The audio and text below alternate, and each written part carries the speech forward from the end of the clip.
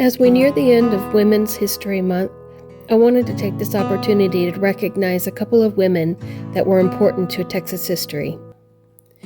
Clara Driscoll, businesswoman, philanthropist, and historic preservationist, was born on April 2, 1881, to Robert and Julia Fox Driscoll in St. Mary's, Texas, near the site of present-day Bayside.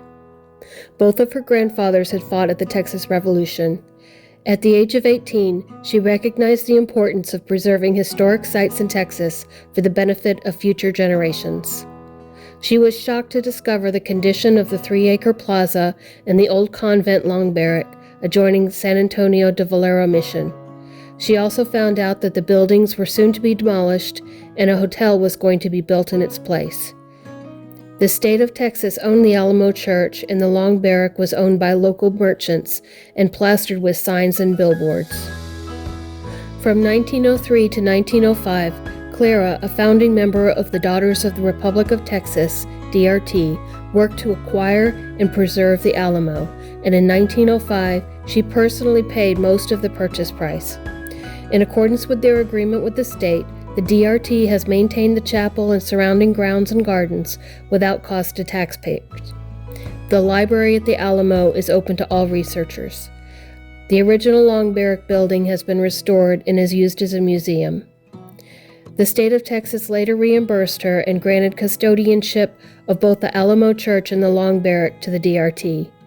The attractive young philanthropist received extensive national publicity as the savior of the Alamo. She died on July 17, 1945 in Corpus Christi. Her body lay in state at the Alamo Chapel until she was interred at the Masonic Cemetery in San Antonio. Funds from her estate were designated to establish the Driscoll Foundation Children's Hospital in Corpus Christi.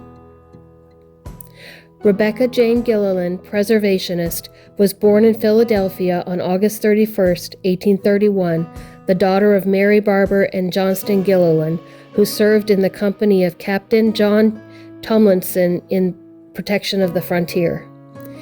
The family settled in Refugio County near the Don Carlos Ranch. In the spring of 1840, Comanches attacked the home, killing her parents. Rebecca and her brother, William, were taken captive. The children were recovered by a contingent of regulars and rangers led by General Albert Sidney Johnston in 1842. William Cochran Blair and his wife cared for Rebecca and her brother until they could be delivered to their aunt Jane Trimble in Galveston.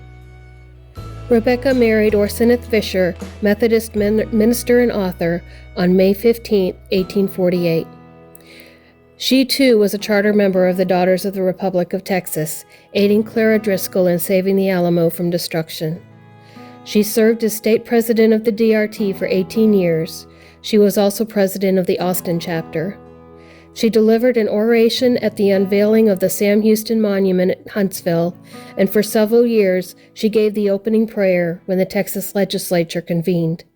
She was the only woman elected to the Texas Veterans Association and was its last surviving member. Her portrait was the first of a woman to be hung in the Senate chamber at the Capitol. She died in Austin on March 21, 1926.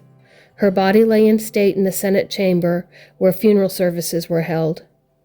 The state unanimously adopted a resolution in her memory and draped her portrait in a mourning cloth. Honorary pallbearers included the 2 United States senators from Texas and 4 former governors. She was buried in Oakwood Cemetery in Austin. The DRT is the oldest patriotic women's organization in Texas and one of the oldest in the nation. The objectives of the association are to perpetuate the memory and spirit of the people who achieved and maintained the independence of Texas, and to encourage historical research into the earliest records of Texas, especially those relating to the Revolutionary and Republic periods. The DRT encourages the preservation of documents and relics, the publication of historical records and narratives, and the celebration of important days in the state's history. It also encourages the teaching of Texas history in public schools and sponsors the placement of historic markers. The organization was planned as a companion to the Texas Veterans Association, an organization of those who had served prior to, during, and immediately after the Texas Revolution, and it held its first convention in Houston on May 13th through 15th in 1873, with about 75 veterans present. At the Goliad meeting in 1906, only 6 of the last 10 known survivors of the Army of the Republic of Texas were present. The association dissolved in Austin on April 19, 1907, during its 35th annual convention. With its dissolution, its work was taken over by the Daughters of the Republic of Texas. Since 1928, the DRT has sponsored an annual fellowship named for Clara Driscoll, which is awarded to a University of Texas student doing research on the state's history.